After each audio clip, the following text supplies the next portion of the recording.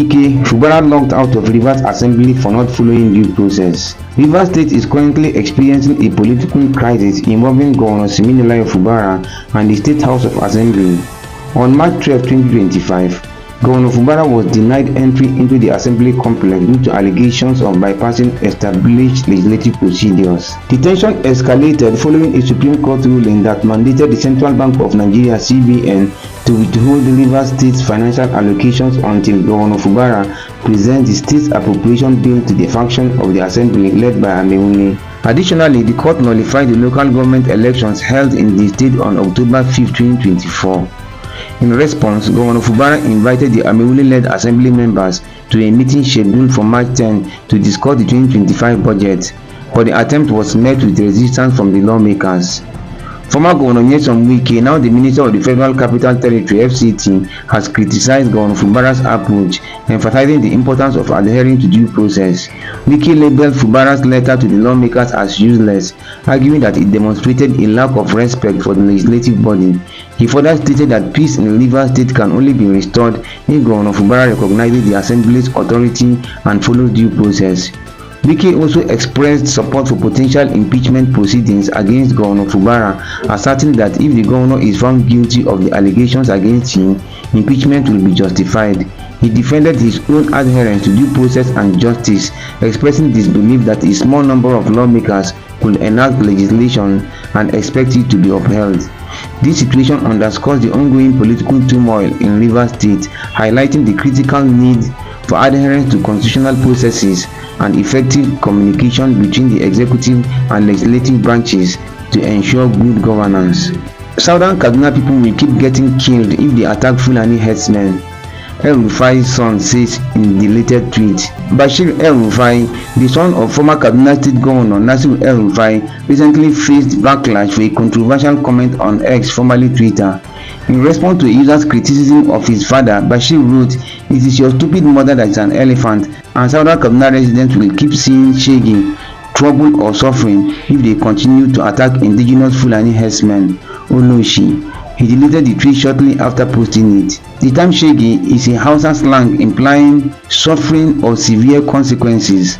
Bashir's use of this term has drawn condemnation, with many accusing him of endorsing violence against communities that have historically suffered deadly attacks by suspected herdsmen. The incident comes shortly after his father, Nasir El-Rufai, defected from the All Progressives Congress (APC) to the Social Democratic Party (SDP).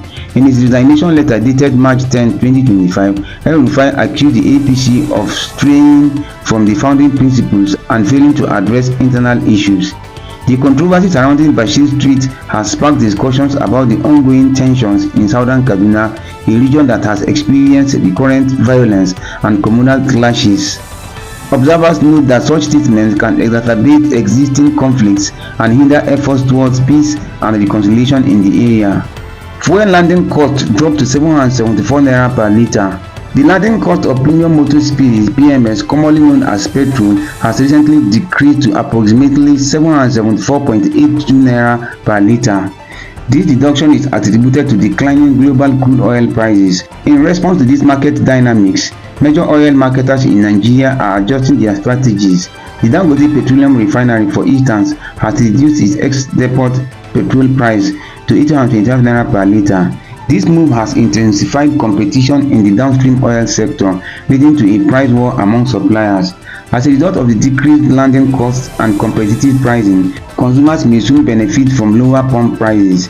Industry stakeholders anticipate that petrol pricing could drop to around 800 naira per litre in the near future.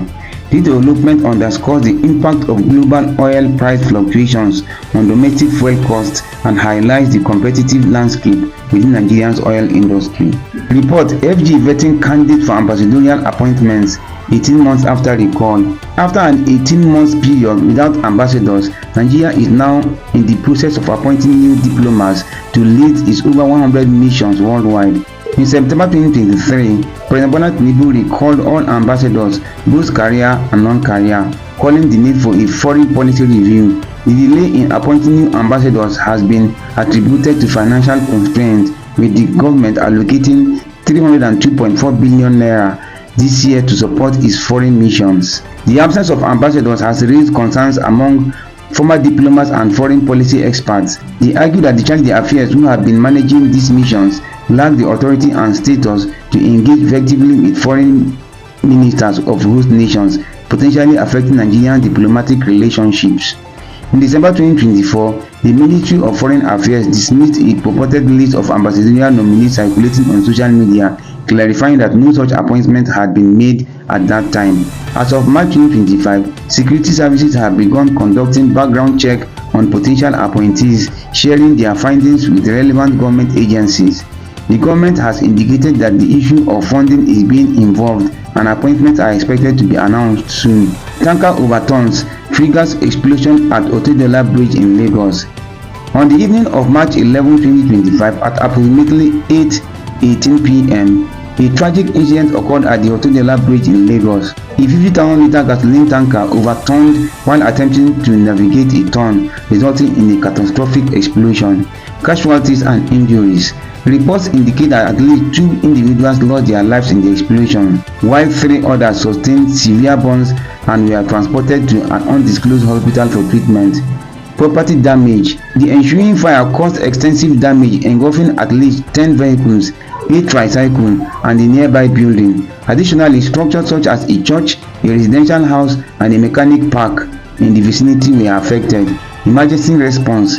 Emergency responders, including the Lagos State Emergency Management Agency (LASEMA), the Lagos State Fire and Rescue Service, the National Emergency Management Agency (NEMA), the Nigerian Police Force, and the Federal Road Safety Corps (FRSC), promptly arrived at the scene to manage the situation. Firefighters worked diligently to contain and extinguish the blaze, preventing further spread to surrounding structures. Official statement. Dr. Femi Osayintola, Permanent Secretary of LASEMA, described the scene as catastrophic, highlighting the rapid spread of the fire and the extensive damage incurred. Margaret Adeseye, Director of the Lagos State Fire and Rescue Service, confirmed that the fire affected a church, an ongoing bungalow, and multiple vehicles. Additional information. The incident led to widespread panic among motorists, with many abandoning their vehicles to avoid being caught in the infamy. As of the latest reports, emergency services have successfully contained the fire and investigations are underway to determine the exact cause of the tanker overturning. Pinnick loses FIFA Council seat. Pinnick, former president of the Nigerian Football Federation (NFF), has lost his bid for the election to the FIFA Council. In the elections held today at the 14th Confederation of African Football (CAF) Extraordinary General Assembly in Cairo, Egypt, Pinnick secured 28 votes, falling just 1 vote short of the required number to retain his seat. The 6 African representatives elected to the FIFA Councils are Fawzi Lakija, Morocco; Hani Aborida, Egypt; Hamidou Djibrila, Niger; Kanizat Ibrahim, Comoros; Ahmed Yahya, Mauritania; Suleiman Waberi, Djibouti. Pinnick's tenure on the FIFA Council began on March 2021, making him the 3rd Nigerian to serve on the council, following Orok Oyo and Amos Ademu. He also served as NFF president from 2014 to 2022. The FIFA Council is responsible for making key decisions between FIFA Congress meetings and consists of 37 members elected for renewable 4-year terms. In related news, Patrick Motsepe was re-elected unopposed for a 2nd term as CAF president during the same assembly. Follow for more. March 12, 2025.